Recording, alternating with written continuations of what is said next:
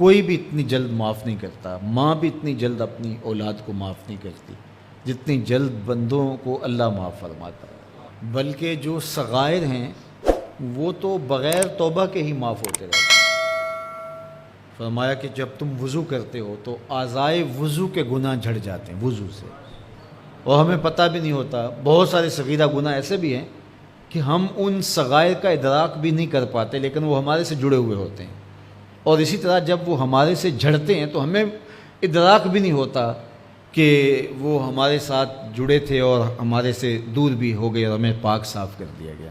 ایک نماز سے دوسری نماز تک کا وقت درمیان کے اندر ہونے والے گناہوں کا کفارہ ہے۔ ایک جمعہ دوسرے جمعے تک، ایک رمضان دوسرے رمضان تک گناہوں کا کفارہ ہے۔ تو یہ اللہ کی کرم نوازیوں کے رنگ، بلکہ فرمایا ہم نے تم کو جو بڑے گناہوں سے منع کر رکھا ہے، اگر تم ان گناہوں سے اپنے آپ کو بچا لو تو ہم اس کے صلے کے اندر تمہارے چھوٹے گناہ ویسے ہی معاف کر دیں گے۔ ایک تو ہے کہ تم وضو کرو گے تو جھڑیں گے، ایک تو یہ ہے کہ تم کچھ اعمال کرو گے تو اس کی برکت سے یہ گناہ ساتھ جھڑ جائیں گے، لیکن اگر تم بڑے گناہوں سے بچتے رہو گے تو ہم تمہاری اس بات کا اعزاز تمہیں دیتے ہوئے کہ تمہیں اللہ کے حکم کا پاس ہے اور تم بڑے گناہوں سے بچ رہے ہو، اور جو چھوٹے گناہ تم سے سرزد ہو گئے ہم اس بڑے گناہ سے بچنے کی وجہ سے وہ ویسے ہی تمہارے سے ہٹا دیں گے، تمہیں صاف کر دیں گے اس سے۔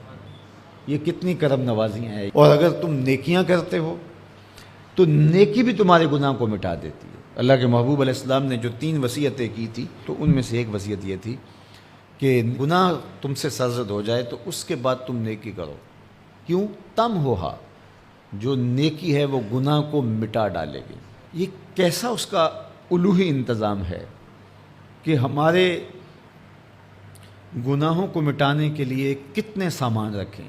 چھوٹے گناہ سرزد ہو گئے ہیں تو وضو کرنے سے، نماز ادا کرنے سے معاف ہو گئے، صدقہ کرنے سے معاف ہو گئے، کسی کو مسکرا کر ملنے سے معاف ہو گئے، رستے میں پڑی ہوئی چیز ہٹا دی تو اس سے معافی ہو گئی، دروشی پڑا تو گناہ معاف ہو گئے اور خطائیں دھل گئیں اور درجات بلند ہو گئے، اور نیکی کی تو ساتھ گناہ بھی معاف ہو